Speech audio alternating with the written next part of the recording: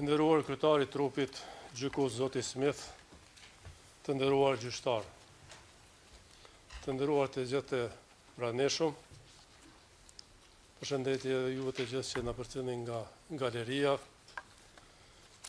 Dje në Kosovë u shënua 18 vjetori i pavarësisë së Republikës së Kosovës. Me 17 shkurt 2008, duke ndjerë rrahjet e zemrat e stërgjyshërve tanë, shpallëm Kosovën shtet e pavarur dhe sovrane demokratik. Dëshiroj që sot nga kjo sallë të përcjell urimet më të përzemërta të gjithë qytetarëve të Republikës së Kosovës për këtë festë madhështore. Të nderuar gjyqtar, për gati 3 vite në këtë sallë gjyqi, ju i keni dëgjuar akuzat e prokurorisë dhe argumentet e mbrojtjes. Ju i keni parë faktet, ju keni dëgjuar të vërtetën. Është vetëm një e vërtet që akuzat nuk qëndrojnë. Unë jam plotësisht i pafajshëm. Por e kam thënë dhe e them sërish, me bindje të plot. Unë bashkëndjej dhe shpreh keqardhje për gjitha viktimat që kam mësuar në Kosovë pa marrë parasysh përkatësinë e tyre etnike. Të nderuar gjyqtar, në kohën e masakrave në Qerez, në Rikoshan, Prekaz, në fillim të vitit 1998, unë isha student në Universitetin e Zurichut.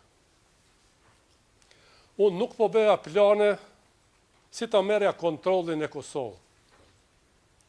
Po bëja plane si të përgatitja provimet në universitet. I vetmi njeri që po bënte plane morbide, ishte Slobodan Miloševići. Plane për një gjenocid tjetër, për një gjenocid të ri në Kosovë. Prandaj, si shumë qytetarë të tjerë kosovar, edhe unë me heret u detyrova të lëshoj Kosovën. Sepse regjimi Miloševićit me kishte ndjekur. Ai me kishte dënuar në mungesë, me akuzën se kisha shkelur ligjet e tij diskriminuese. Me vonë, po i njëjti regjim do të dënoj në mungesë edhe presidentin Clinton, edhe sekretarin Albright, edhe kryeministrin Blair, edhe kancelarin Schröder, edhe presidentin Chirac, edhe sekretarin e përgjithshëm të NATO-s, zotin Solana dhe të tjerë, dënimin e mungesë. Prandaj duke i parë masakrat ndaj popullit tim, unë, si dhe shumë të tjerë, nuk mund të qëndroja indiferent. Vendosa të kthehem në Kosovë, në pranverë 1998. Ky ishte vendim krejtësisht personal i imi, i askujt tjetër. Sepse nuk mund të qëndroja anash, ndërsa familja dhe populli im përballej me shfarosjen. Bëra që do të bënte secili prej jush, nëse vendi juaj, populli juaj, do të përjetonte atë që përjetoi populli im. Për këtë jam shumë krenar, dhe nuk i bie pishman asnjëherë. Të nderuar gjyqtar, prokuroria pretendon se qëllimi ishte marrja dhe ushtrimi i kontrollit të Kosovës. Kjo jo vetëm që është plotësisht e pavërtet, të absurde, po është edhe thellësisht ofenduese. Është ofendim për kujtimin e mira heronjve që dhanë jetën për liri. Është ofendim për dhjetra mira viktimat e pafajshme të vrarë gjatë masakrave. Është ofendim dhe padrejt edhe për përpjekjet e NATO-s dhe aleancës perëndimore me të cilët unë bashkëpunova ngushtë. Të nderuar gjyqtar, me lejoni të përsëris një të vërtet përjetshme. I vetmi, a më bash i vetmi, kundërshtar i imi, i popullit e Kosovës dhe i botës demokratike, ishte Slobodan Miloševići. Është e rëndë ta dëgjosh këtë akuzë. Veçanërisht kur gjatë luftës, unë nuk e dija nëse do të isha gjallë prej orës në orë e prej ditës në ditë. Unë nuk isha i sigurt nëse do të shisha familjen time, gruan time e djalin e sapo lindur. E lere më të ndroja të ushtroja kontroll në Kosovë. Në Kosovën e pushtuar plotësisht për rreth 90 vite. Fakti që sa prej nesh sot jemi gjallë është krejtësisht rastësi dhe fat. Unë nuk u ktheva për të rrezikuar jetën time për kontroll dhe pushtet. U ktheva në atë dhe duke rrezikuar jetën time për liri dhe paqë. Pyetja që shtrohet sot është: morja kontrollit prej kuj? Kush? E vërtetë është se kontrolli dhe pushteti ishin plotësisht, ama plotësisht në gjithë territorin e Kosovës në duart e hekurta të Slobodan Miloševićit. As kuj tjetër. Shqiptarët nuk ushtronin pushtet, është paradoksale. Ata shtypeshin nga pushteti i Slobodan Miloševićit. Misioni ynë si popull ishte i qartë: mbijetesa, liria dhe paqja. Unë nuk isha fare iluzione.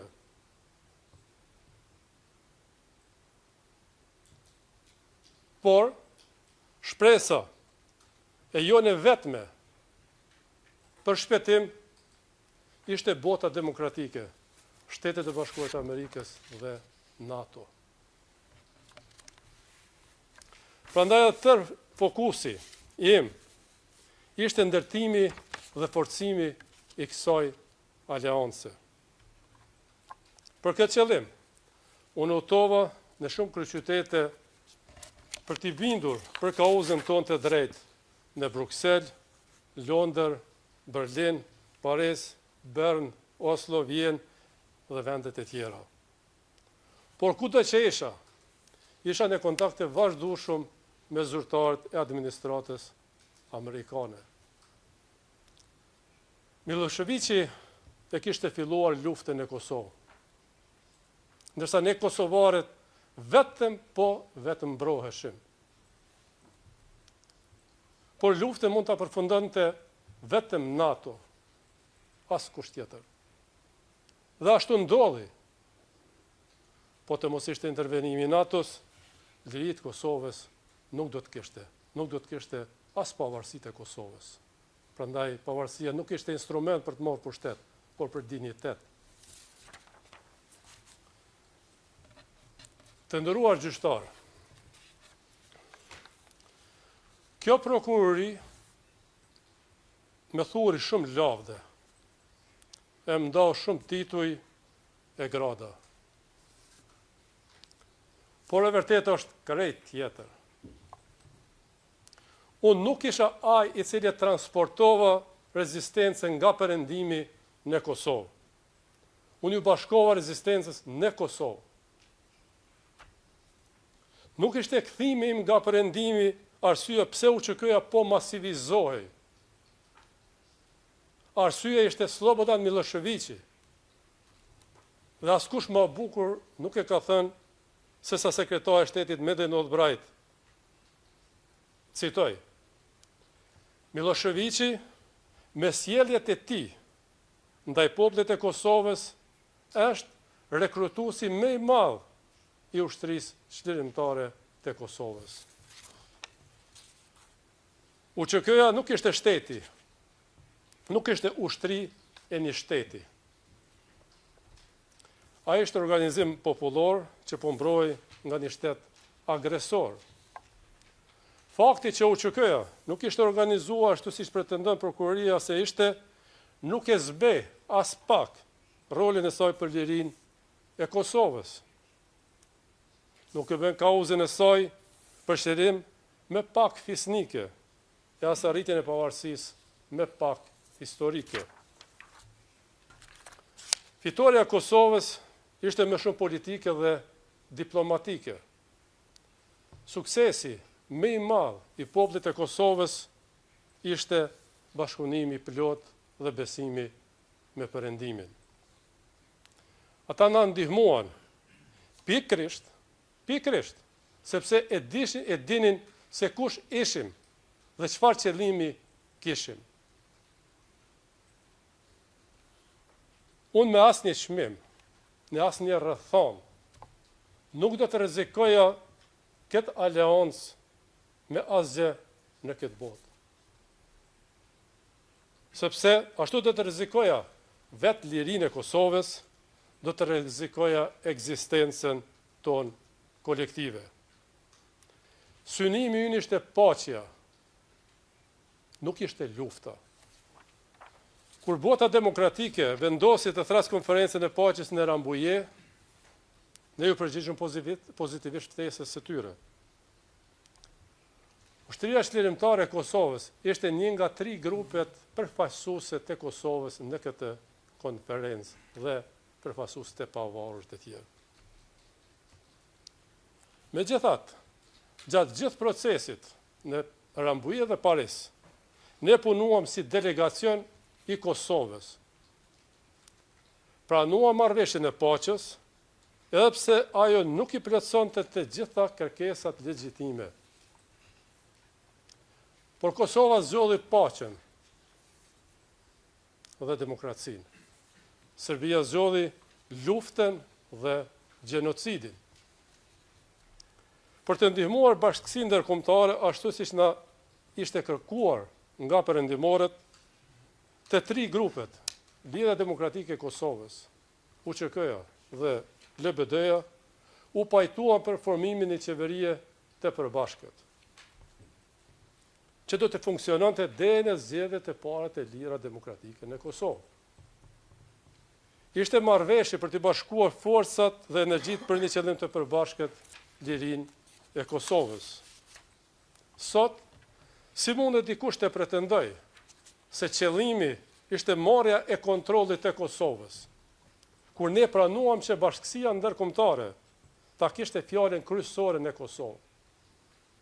Pastaj, që UÇK-ja t'ia dorëzonte armet NATO-s, siç ndodhi më vonë në qershorin 1999 shtator 99. Pas kapitullimit të Miloševićit, Kosova fut në administrimin e Organizatës së Kombeve të Bashkuara. Fakti i njohur botërisht. UNMIK-u sqaroi që në fillim se gjithë pushteti ekzekutiv, legjislativ dhe gjyqësor ishte në duart e tyre. Këto ishin rrethona krejt tjera. Me pas, unë punova me UNMIK-un dhe me partitë e tjera politike, për të ndihmuar në zbatimin e mandatit në të mirë të popullit të Kosovës. Punova me strukturat e përbashkëta të UNMIK-ut. Të nderuar gjyqtar, gjatë tërë kësaj kohe, i vetmi pushtet që kisha unë ishte pushteti i zërit tim. Dhe të nderuar gjyqtar, siç e keni parë gjatë procesit gjyqësor, unë e përdora zërin tim për të promovuar një shoqëri shumë etnike, tolerante në vendin tim në Kosovë. Unë u bëra thirrje serbëve lokal që të qëndrojnë në shtëpitë e tyre dhe të ndërtojnë një jetë të re së bashku me ne. Edhe ata, pra serbët dhe komunitetet tjera, sikurse edhe ne, ishin viktima të Miloševićit.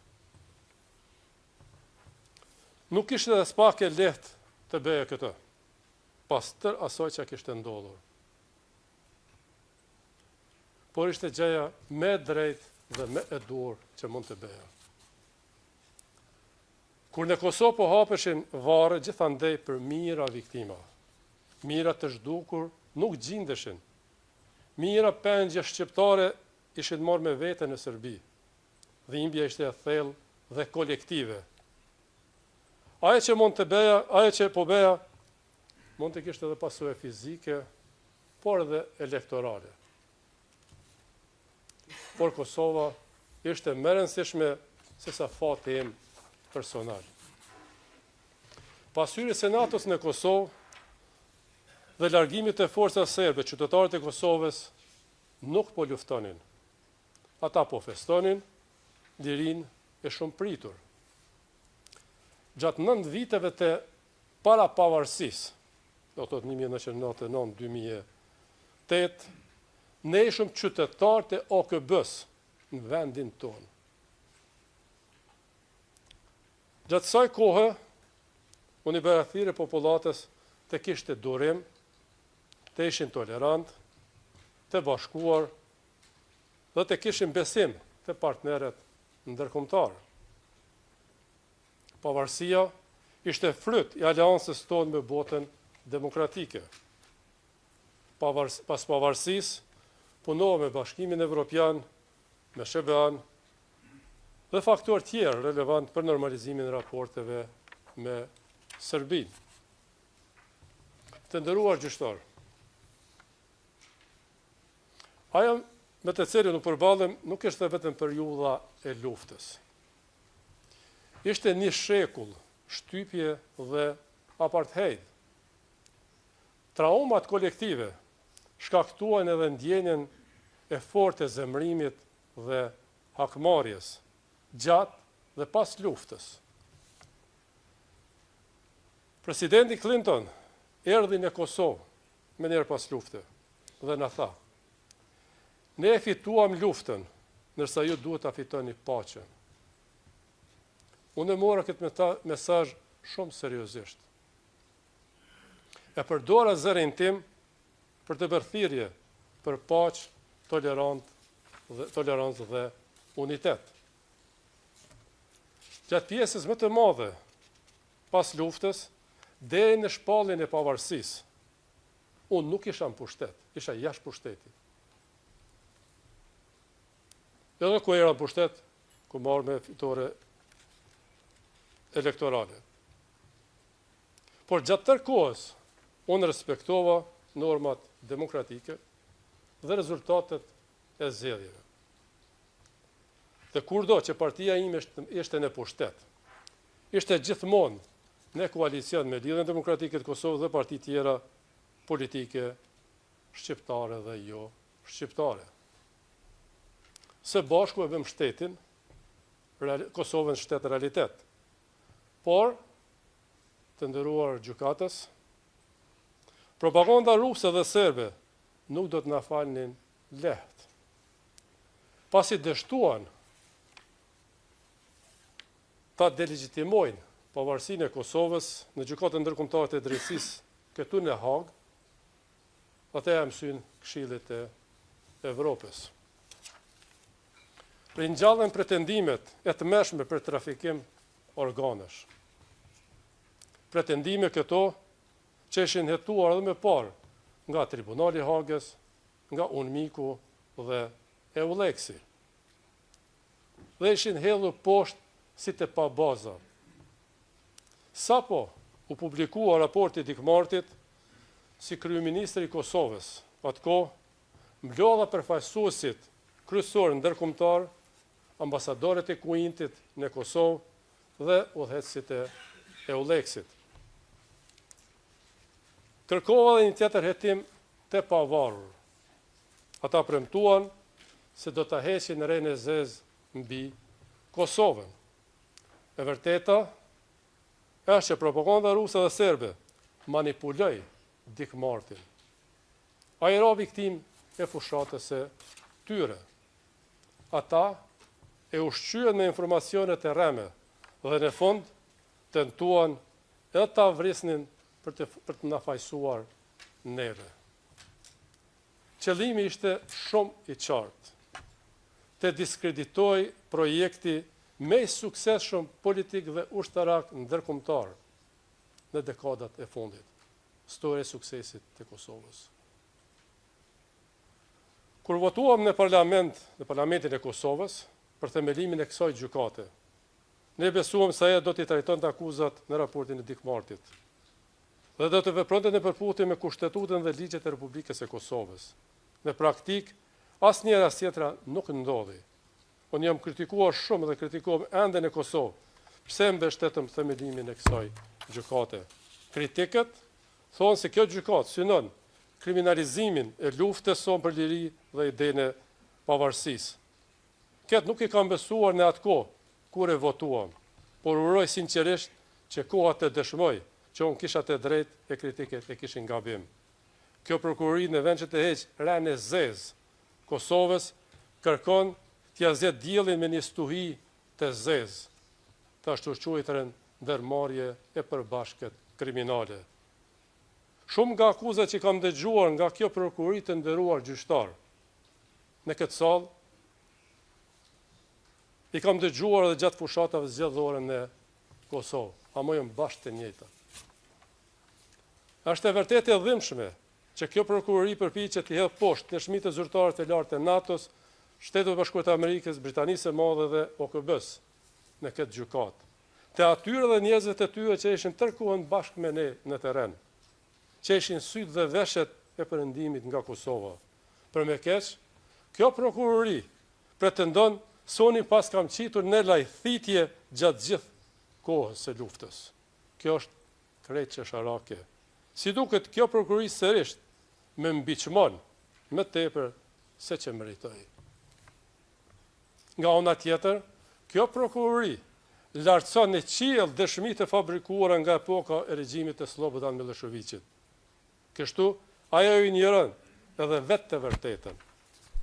Të nderuar gjykatës, krejt në fund. You've exceeded that. Ju ka 2 minutë maksimum. dhe tha që keni kaluar kohën që është të caktuar. Në Rambuje, unë mbështeta kërkesën që tribunali për Jugosllavin të jetoj krimet e supozuara nga të gjitha palët, ndërsa nga përfundimi i luftës të gjitha kompetencat për hetimin e krimeve të luftës ishin në duart e ndërkombëtarëve, tribunalit për Jugosllavin, UNMIK-u dhe ULEX-i. Unë mbështeta punën e tyre. Asnjë akuzuar në Kosovë për krime luftës nuk ishte arratisur dhe madje asnjë xham nuk është thyer për kundërshtuar proceset ligjore gjatë 25 viteve të pas luftës. Pas shpalljes së pavarësisë, kur unë isha kryeministër i Kosovës, unë u pajtova që hetimet e pavarur për krime lufte të mbesin në duart e ULEX-it. Si president i Kosovës, angazhova ekspert, eminent ndërkombëtar dhe vendor të gjitha komuniteteve për të krijuar një forum të drejtësisë tranzicionale për viktimat, Komisioni për të vërtetën dhe pajtimin. Por e vërteta është se drejtësia për viktimat nuk mund të ndërtohet duke ndjekur të pafajshmit. Pajtimi nuk mund të ndodhë me ndjekje selektive dhe një etnike. Të nderuar gjyqtar, e fundit, gjatë gjithë jetës sime unë isha përkrah popullit të Kosovës, në mbrojtje të lirisë, jetës dhe dinjitetit njerëzor. Gjithmonë duke u hequr nga idealet perëndimore të demokracisë, barazisë dhe drejtësisë. Sot, në përfundim të këtij procesi, e kam vetëm një lutje të nderuar gjyqtar për ju, që vendimi juaj të jetë në përputhshmëri me Kushtetutën e Kosovës, ligjet, provat dhe faktet. Dhe provat e paraqitura e bën shumë të qartë se akuzat nuk qëndrojnë. Prandaj, i vetmi vendim i drejtë është pafajësia e plot. Ju faleminderit shumë. Thank you, Mr. Faleminderit zoti Thaçi. Zoti Veseli, është fjala për ju tani.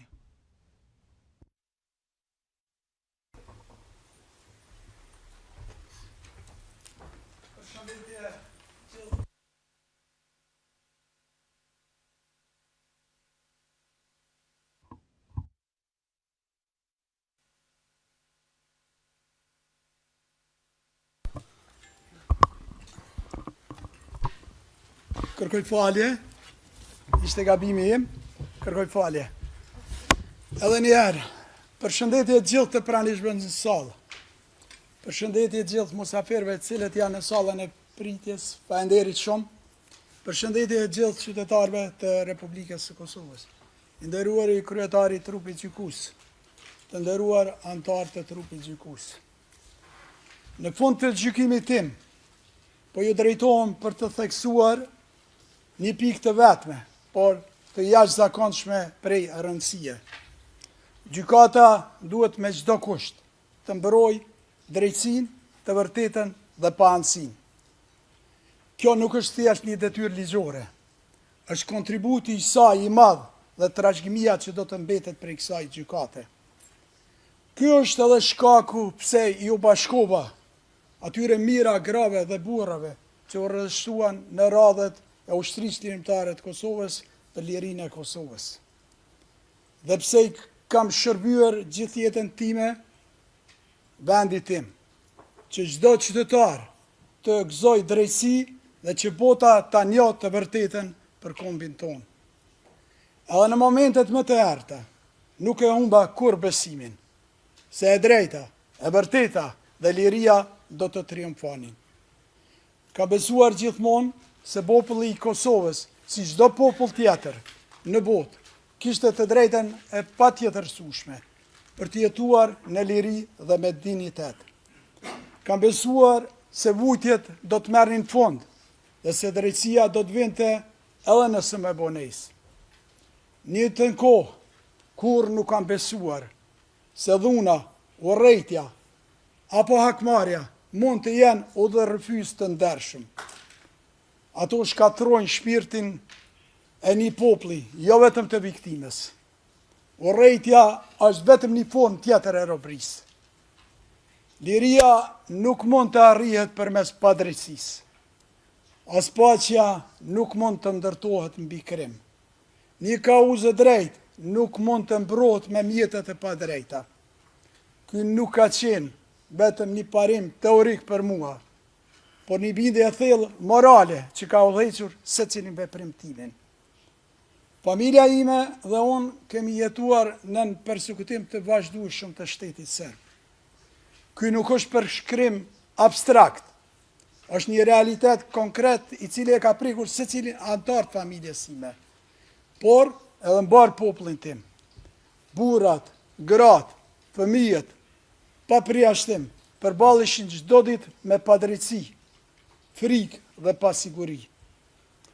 Unë e di çfarë do të thosh të jesh i pambrojtur. E di çfarë do të thosh të jetosh në kërcënim të vazhdueshëm. Kjo është një përvojë që nuk ja dëshiroj askujt. Por më mësoi edhe një të vërtetë, thelbësore, në padrejtësi. Njeriu duhet të ruajë integritetin moral dhe vlerat themelore të humane.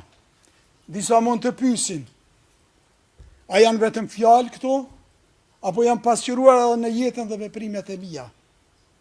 Përgjigjja ime sot është e qartë, jo vetëm në fjalët e mia, por mbi të gjitha në provat e paraqitura para kësaj gjykate.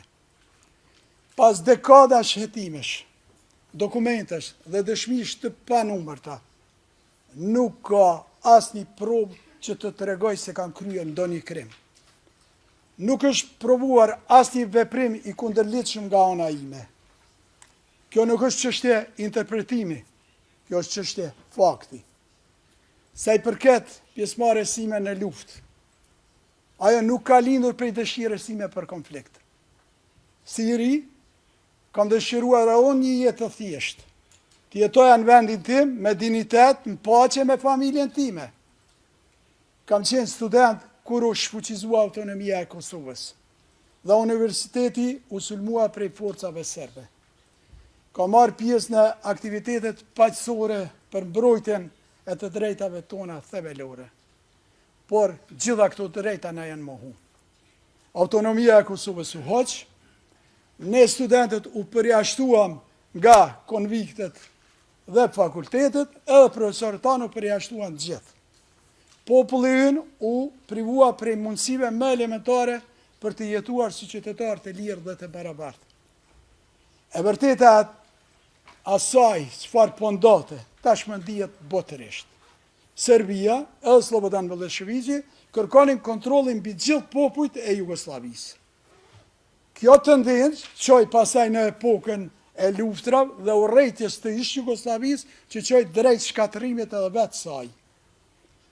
Në fillim të vitit 1990, unë jam largu prej Kosovës. Ka qenë një largim i detyruar, por o një mundësi për një jetë ma normale, për një të ardhme të ndërtuar mbi dije dhe përparim. Por, ndërsa unë jetoja në një vend të lirë, vendi im po përjeton të vujtje të thella në robëri. Gjendja në Kosovë u shndrua në mohim dhe përjashtim shumicës. Pas marrëveshjes së Daytonit, shqiptarët në Kosovë si shumicë kanë mbetur fare të përjashtuar. Nuk mund të jetonin lirshëm, por vetëm jetonin në nkanosje, kërcënim edhe represion. Në fillim të vitit 1998, unë isha në Universitetin e Friburgut në Zvicër, kur ndodhi masakra e Likoshanit. Ishte një tragedi e rëndë dhe mizori që nuk duhet të kishte ndodhur kurrë në Kosovë. Tragedia në Prekaz me 5, 6, 7 mars 1998 nuk ka qenë një akt i izoluar, por vazhdim i masakrave të kryera prej forcave serbe.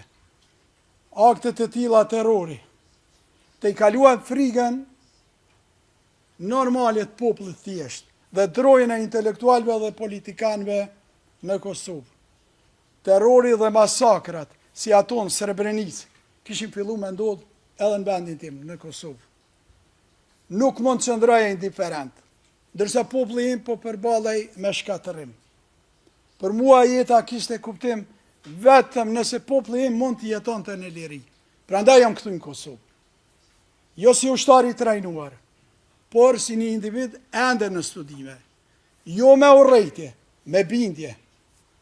U ktheva sepse ndjeva detyrim moral ndaj vendit tim. U ktheva sepse nuk mund të qëndroja indiferent ndaj vujtjeve të popullit tim. Synimi im ishte i qartë. Të kontribuoja për lirinë dhe drejtësinë e popullit tim, por mos t'i bëja askujt pa drejtësi.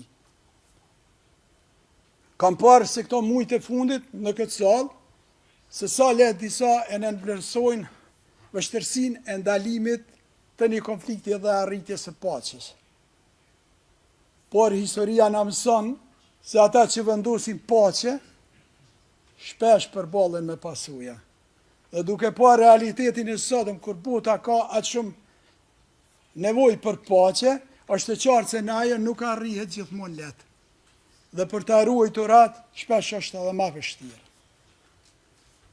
Nderuar trup gjykues, krijimi i kësaj gjykate dhe funksionimi i saj deri më sot është një rezultat i një debati të gjerë në vendin tim. Por mbi të gjitha, ajo që duhet të mbizotroj prej saj është drejtësia dhe panëshmëria në gjykimin e të vërtetës dhe realitetit objektiv në cilin kemi vepruar ne. Unë qëndroj në këtë proces me bindje dhe besim se e vërteta nuk ka arsye të ketë frikë nga drejtësia. Dhe se drejtësia mund vonohet, por nuk mohohet kurrë. Kam vepruar me këtë bindje. Kam jetuar me këtë bindje. Sot këtu para ju qëndroj me këtë bindje. Dhe me siguri mund të them. Unë e di kush jam. Unë e di çfarë kam bërë dhe çfarë nuk kam bërë. Veprimet e mia kanë qenë njerëzore dhe ligjore. Ndërgjegja ime është e pastër. Historia ime është transparente. Tani çdo kush mund ta shoh atë edhe në këtë proces gjyqësor. Duke mbyllur fjalën time, i nderuar trup gjykues, me respekt për secilin në këtë sallë, edhe jashtë saj, edhe pse mund të mos pajtohemi, duhet të theksoj, ne të gjithë jemi qenie humane, me prirje dhe mendime të ndikuara nga ata që na rrethojnë dhe ambienti ku jetojmë. Besimi im tek e vërteta dhe drejtësia mbetet i palkundër dhe dua të besoj fuqishëm se në vendimin tuaj do të mbisundoj vetëm e vërteta, pa anësia, drejtësia edhe ligji. Nderuar trup gjykues, duke qenë se dje ka qenë dita e pavarësisë së shtetit tim, kam vetëm një përshëndetje në fund për gjithë qytetarët e vendit tim. Urime pavarësia, takzoni qytetarët e Republikës Kosovës lirin. Zoti e ndihmoft Kosovën dhe njerëzit e saj të mirë. Në fund, kam dëshirë të bëj edhe një përshëndetje të veçantë për familjen e një miku tim, edhe mbrojtësi cilin sot nuk është mesin tonë, Andrew Strong. Njëjtën kohë duhet falenderoj edhe ekipin tim mbrojtës për profesionalizmin e tyre dhe sinceritetin në mbrojtjen time. Ju falenderoj gjithë.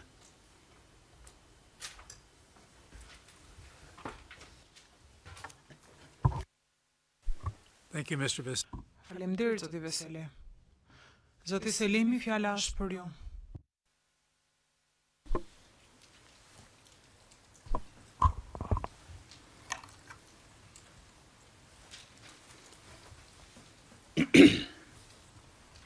I nderuar grup gjykues, nderuar kryetar, të nderuar të pranishëm, lëni të përshëndes familjen dhe miqtë e mi lart në galeri, si dhe gjithë qytetarët e Republikës Kosovës. Është hera e tretë, edhe shpresoj të jetë e fundit, që unë marr fjalën në këtë sallë gjyqi. Kanë kaluar më shumë se 5 vite nga fillimi i këtij procesi gjyqësor. Këto 5 vite nuk kanë qenë të lehta për ne, po as të parëndësishme për historinë e vendit tim. Megjithatë, le të shërbej gjithë kjo si një mundësi dhe shans i mirë për drejtësinë. Pas gjithë këtyre viteve, ka edhe një element pozitiv. Shpresoj se trupi gjykues ta ketë pasur kohën e mjaftueshme për ta kuptuar se lufta jonë ishte e drejtë dhe se pretendimet e prokurorisë nuk qëndrojnë. Në fjalën time në këtë sallë në prill të vitit 2023, kur ky proces sapo kishte filluar, thash se po përballesha me një akt akuzë të pabazuar. Sot pas gjithë këtij rrugtimi, rrjedha e procesit më ka dhënë të drejtë. Akuzat ndaj nesh janë tërësisht të pabazuara dhe të padrejta. Unë nuk jam ngritur sot këtu ta mbroj veten time, sepse këtë gjë din më së miri dhe e kanë bërë avokatët e mi. Nuk jam këtu as për t'ju treguar ju për drejtësinë, sepse ju dini më mirë se çdo kush atë. Unë sot jam këtu për t'u kërkuar nga ju që pikërisht ta ushtroni atë drejtësinë. Edhe pse kanë kaluar gati 3 vite nga fillimi i këtij procesi, prokuroria ka vazhduar të mbështetet në pretendime që nuk kanë bazë dhe të vërtetën dhe në një përpjekje të vazhdueshme për të njëllosur një luftë që në thelb ishte çlirimtare. Megjithëse prokuroria, që në fillim të paraqitjes së saj, të fjalës përfundimtare, deklaroi se nuk kërkon dënimin e shtabit përgjithshëm të UÇK-s, gjatë gjithë kohës që pati në dispozicion, shënjesër e saj ishte pikërisht shtabi i përgjithshëm i UÇK-s, ushtria çlirimtare dhe në veçanti qëllimi i saj, që ishte pavarësia e Kosovës. Madje krijoi përshtypje sikur vetë pavarësia po trajtohej si një qëllim i përbashkët kriminal. Në përpjekje për ta ngarkuar me përgjegjësi shtabin e përgjithshëm të UÇK-s, prokuroria mbajti qëndrime akuzuese si, citoj, shtabi i përgjithshëm kërkonte pavarësinë. Apo me tutje, shtabi i përgjithshëm deklaroi se nuk do ta mbështeste autonominë. Mbyll citatin. Është e vështirë të kuptohet kundër kujt realisht është ngritur kjo akt akuzë. Kundër nesh me pretendime për veprime konkrete, apo kundër nesh sepse luftuam për pavarësinë e Kosovës. Kjo mbetet për të vlerësuar nga ju i nderuar trup gjykues. Po aq problematike është përpjekja e prokurorisë për ta ndarë shoqërinë e Kosovës në dysh. Në ata që ishin për pavarësi dhe në ata që ishin për autonomi. Sikur të donte që me çdo kusht të krijonte përçarje mes qytetarëve të Republikës Kosovës. Për ta ilustruar këtë, po perifrazoj atë që prokuroria deklaroi në paraqitjen e provave javën e kaluar. Citoj: Shtabi i përgjithshëm kërkonte pavarësinë e Kosovës, partitë politike që mbështesin autonominë konsideroheshin tradhtare. Të nderuar, në Kosovë nuk ka pasur kurrë asnjë parti politike shqiptare që ishte kundër pavarësisë. Dhe rrjedhimisht asnjë që mbështeste ndonjë autonominë në Serbi. Të gjitha partitë politike shqiptare ishin për pavarësinë, ashtu siç ishte edhe vetë qëllimi i ushtrisë shqiptare të Kosovës. Ta paraqesesh mbështetjen për pavarësi si kërkesë radikale dhe autonominë si moderne, është një sulm jo vetëm ndaj historisë Kosovës, por edhe ndaj të ardhmes së saj. Sikur prokuroria përpiqet të na ndajnë e shqiptarëve mes veti dhe ta barazojë UÇK-n me krimet e Serbisë. Askush nuk mund ta bëjë asnjërin e as tjetrën. Lufta qërimtare nuk mund të barazohet me shtesin vrasës të Serbisë. Ta barazosh rezistencën e një populli të shtypur me një plan kriminal do të thotë ta vendosësh në të njëjtin nivel rezistencën e të shtypurit me projektin e shtypësit. Ky barazim nuk është vetëm i pasakt, po thellësisht i padrejtë. Të përpiqesh të ndërhysh me qëllim në ndryshimin e fakteve historike përmes akuzave me pretendime të shtrëmbuara, është thjesht të përpiqesh ta rishkruash historinë. E historia e Kosovës nuk mund të rishkruhet, aq më tepër në një sallë gjyqi. Historinë e Kosovës e kanë shkruar me çmimin e sakrificës qytetarët e saj, luftëtarët e lirisë dhe dëshmorët e atë dheut. Kur Serbia dhe Miloševiqi vrisnin moshatarët e mi, helmonin nxënës dhe student, i largonin prindërit tanë nga puna, mbyllin shkolla e spitale, në ndiqnin për të na vrarë dhe zbatonin spastrim etnik e gjenocid, çfarë duhet bënim ne? Të mos reagonim? Serbia kur nuk e fshehu qëllimin e saj ndaj shqiptarëve.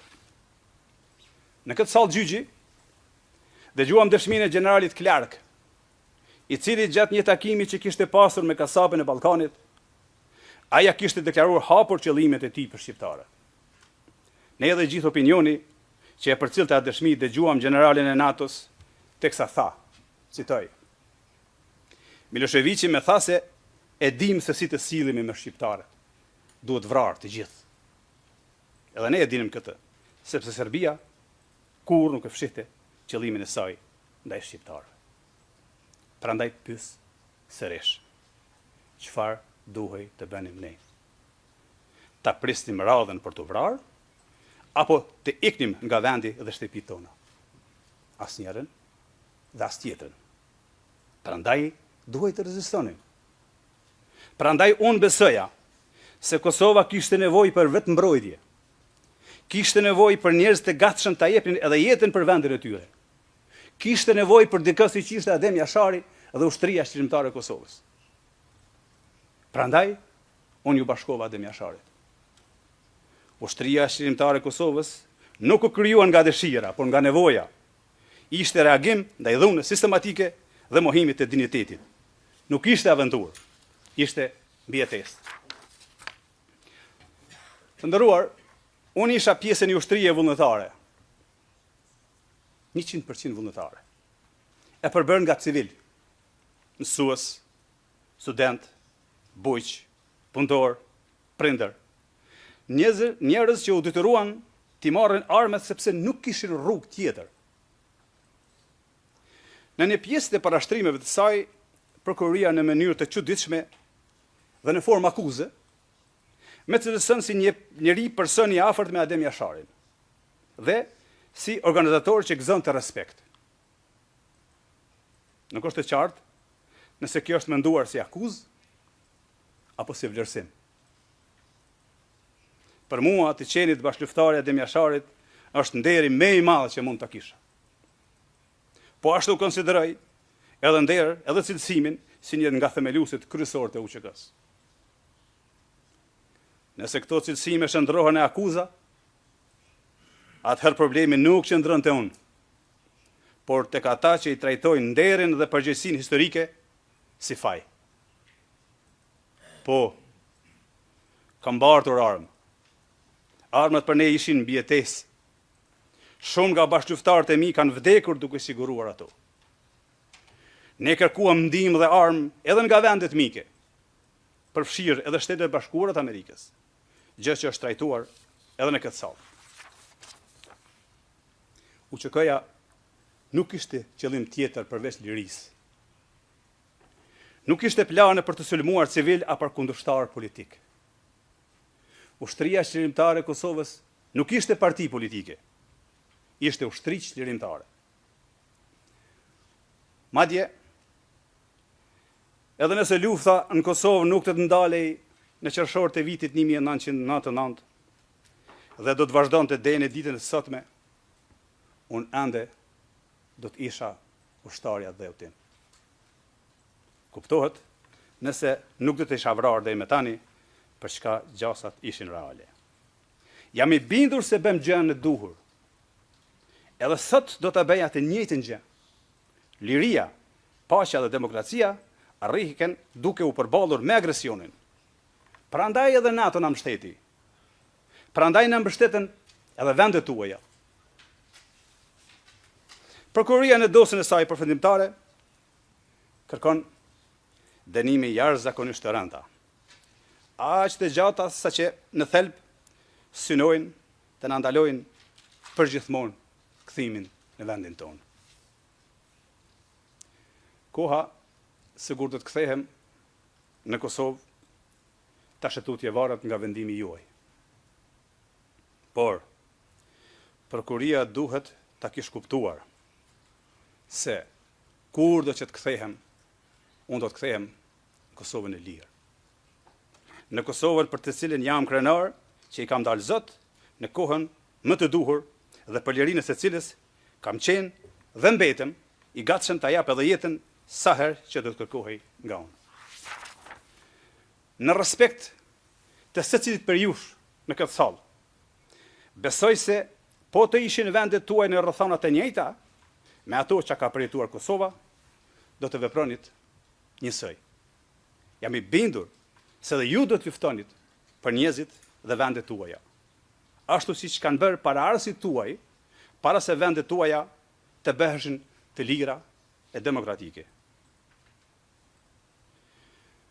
Gjatë luftës ndodhin shumë gjëra. Ka kaos, frikë, veprime individuale dhe dhimbje të akumuluar nga vitet e të tëra me shtypje. Lufta gjithmonë le pasoja dhe viktimat e saj. Pikërisht, këto viktima kanë nevojë për drejtësi të mbështetur mbi të vërtetën. Sepse drejtësia që nuk mbështetet në të vërtetën i lëndon viktimat për herë të dytë dhe shkatron vetë qëllimin e saj. Pas gjithë asaj që dëgjuam nga palët gjatë këtyre viteve, kërkesa ime është e thjeshtë. Që vendimi të mbështetet vetëm në ato që është provuar, jo në ato që është sugjeruar. Në fakte, e jo në hamendje. Në ligje, e jo në përshtypje. Jam besim plot se drejtësia, dhe vetëm drejtësia, do të na kthej na dhe neve që jemi këtu të akuzuar. Në fund, dëshiroj t'i falenderoj ekipet tona të mbrojtjes dhe në veçanti ekipin tim të udhëhequr nga Jeffrey Roberts për angazhimin profesional në mbrojtjen time, në mbrojtje të së drejtës dhe mbi të gjitha në mbrojtje të luftës sonë të drejtë. Por mbi të gjitha, i falenderoj bashkëqytetarët tanë që besojnë në pafajësinë tonë. Mbështetja tyre ka bërë që prangat që më kanë rënduar të mos i ndjej si barr. Veçanërisht kur ato prangat tani më nuk i rëndojnë Kosovës, ashtu siç kanë rënduar gjatë gjithë kohës sa ishte në nënpushtimin e egër servisë.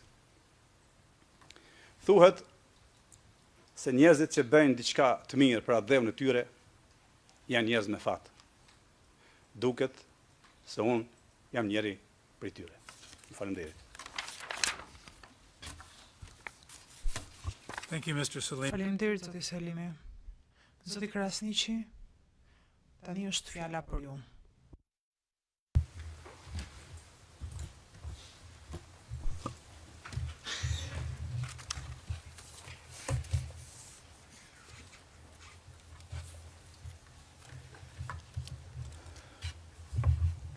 Nderuari këtari gjyqët, të nderuar gjyqtar, e përmes jush përshëndes po ashtu gjithë qytetarët e Kosovës që dje e festuan pavarësinë e tyre, qytetarët që jetojnë dhe në liri, në pavarësi dhe me drejtësi. Qëndroj sot këtu para jush të nderuar gjyqtar, jo se një kriminali që përshkruan akt akuza e prokurorisë, por si një njeri i lindur dhe i kalitur në luftra për dinitet njerëzor, nga një popull ose në një popull që refuzoi që të zhdukej nga politikat e krimit dhe të gjenocidit të Serbisë. Pjesën më të madhe të jetës ime e kam kaluar i udhëhequr nga bindja se qenjet njerëzore meritojnë të jetojnë në liri. Pas ma shumë se 5 vitesh burgim të padrejt dhe si pas mendimit tim të panevojshëm, angazhimin tim politik dhe jetësor për jetë e liri jam angazhuar që heret. Dhe për të dhënë një rrëfim të vërtet të luftës sonë për pavarësi, kundër politikave të persekutimit dhe të gjenocidit të regjimit serb, të cilat sollën vujtje dhe shkatrim të papar për popullin e Kosovës. Për më shumë se 5 vjetë, besoj se me janë mohuar të drejtat e njeriut të garantuara nga Konventa Evropiane për të drejtat e njeriut dhe lirit themelore. Ndërto, më rëndësishme është e drejta për të jetuar në liri, veçanërisht e drejta e një njeriu në fazën e fundit të jetës e tij për të jetuar vitet e mbetura me dinjitet pranë familjes dhe në ardhëm në lirë. Kjo me është bërë pa i shkaktuar pa drejtësi askujt, pa ja rrezikuar jetën asnjë njeriu të vetëm. Përkundrazi, kam rrezikuar jetën time jo vetëm gjatë luftës qërimtare, por që nga vitet 1972-73, se bashku me familjen tim, me bashkëkombasit e mi, me bashkëshatarët e mi, në besimin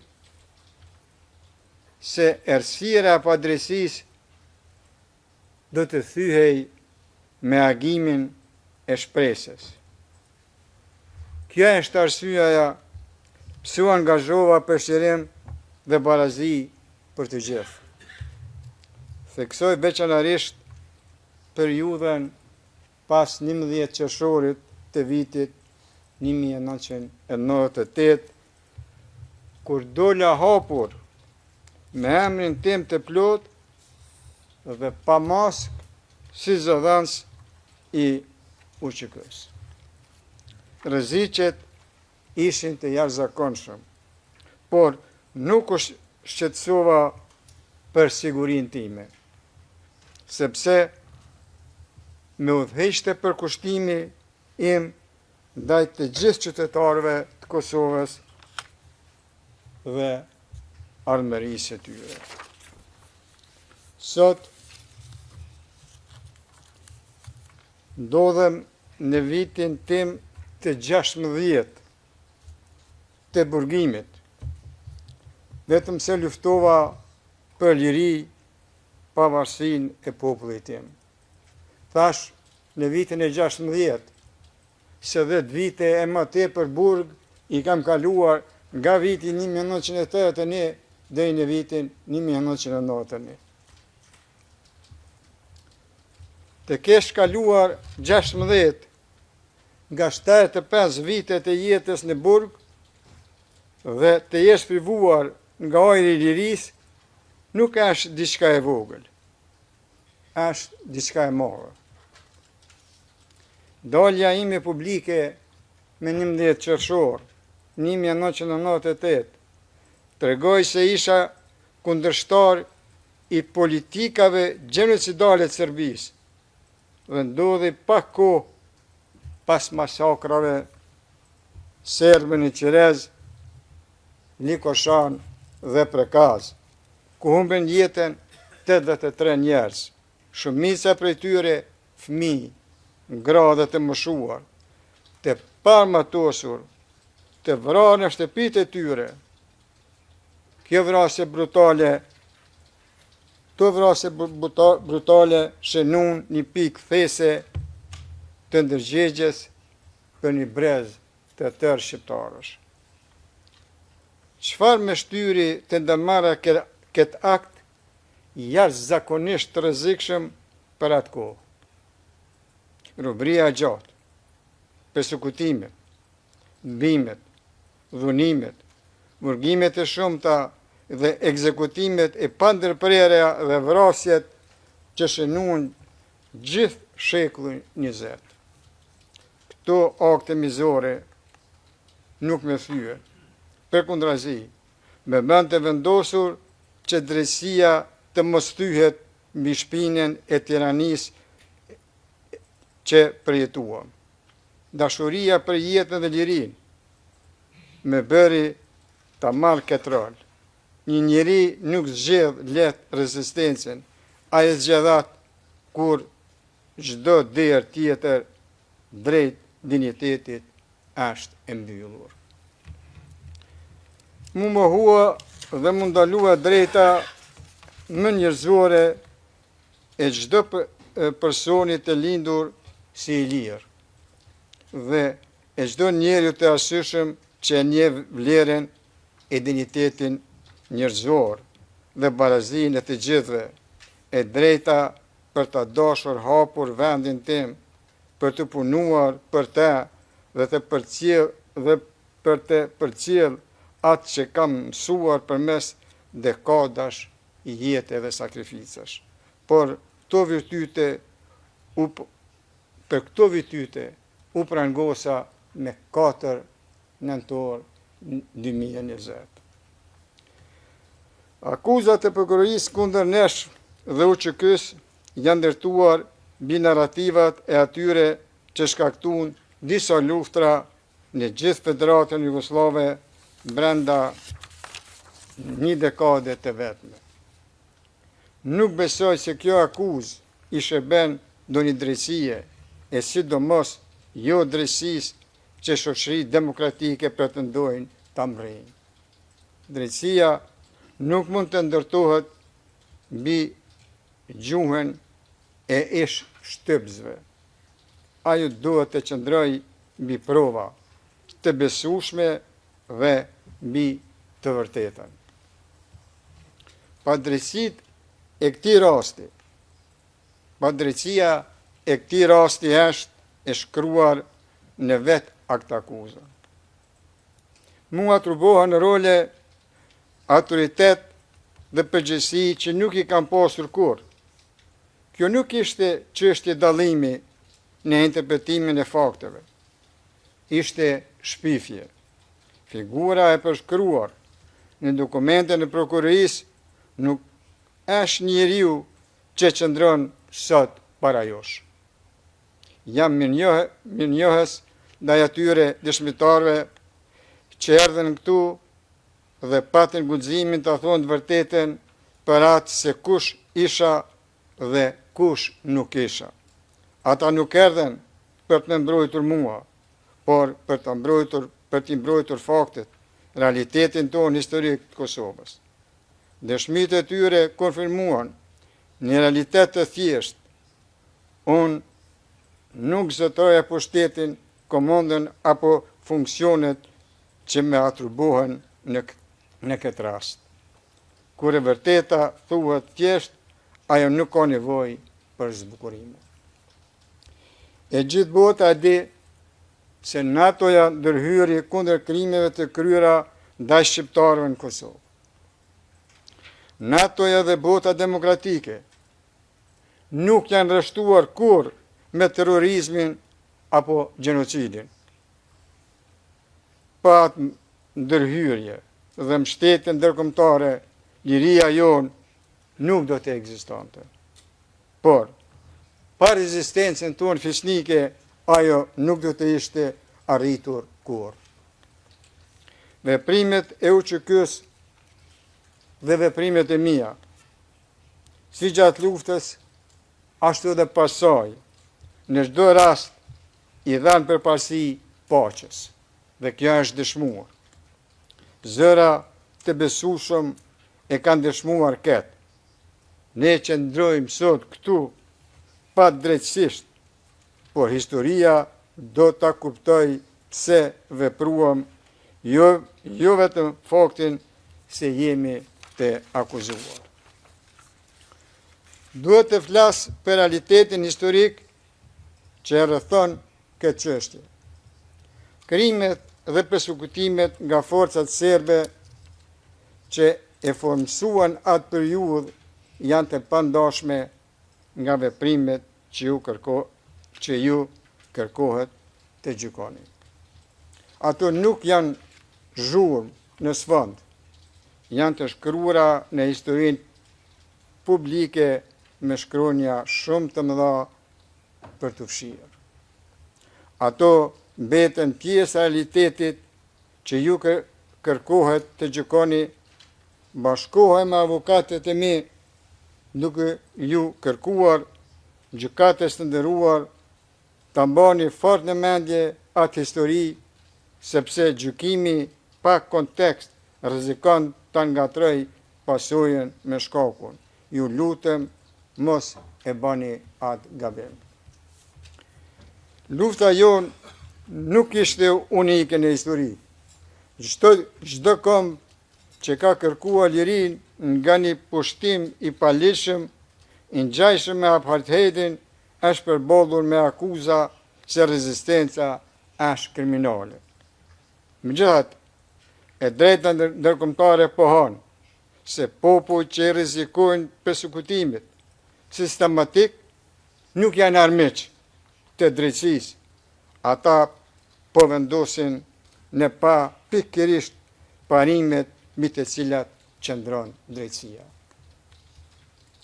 Brezi ynë kishte një vizion, jetën në liri, barazin, demokracin, sundimin e ligjit.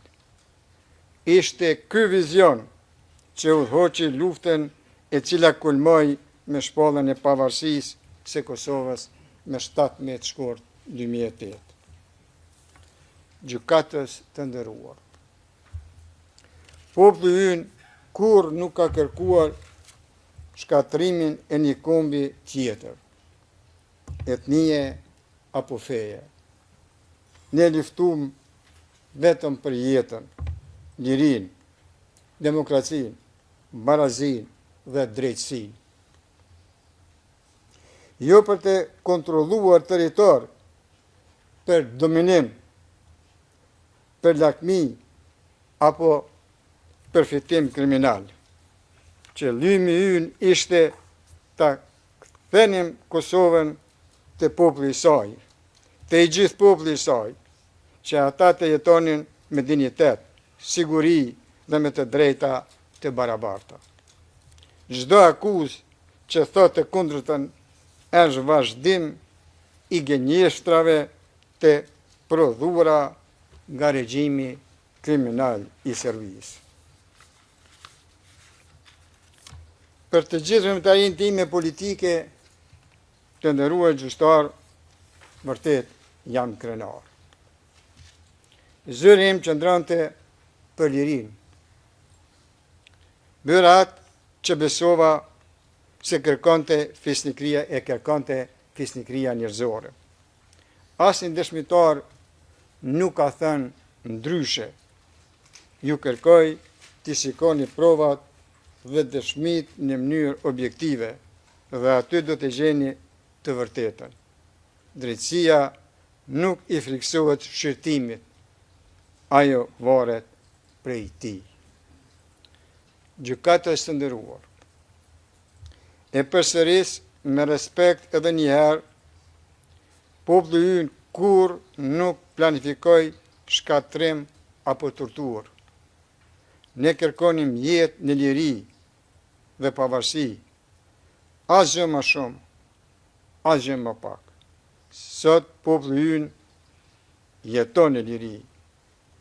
Nëse dashuria për lirinë gjykohet se krim, atëherë vetë historia do të dënohet. Qëndroj për ajosh, ashtu siç kam qëndruar gjatë gjithë jetës time, i përgjegjshëm ndaj së vërtetës dhe i pa friksuar prej saj. Ja kushtova jetën time bindje se njerëzit e meritojnë lirinë.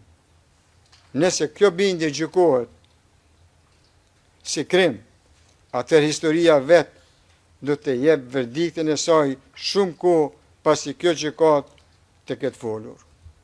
Ju kërkoj ta gjykoni secilin provë me durim dhe pa paragjykim, dhe nuk do të gjeni një ndërmarrje kriminale, por një histori njerëzore të formsuar nga shpresa dhe domosdoshmëria, nga besimi në fitore dhe në demokraci.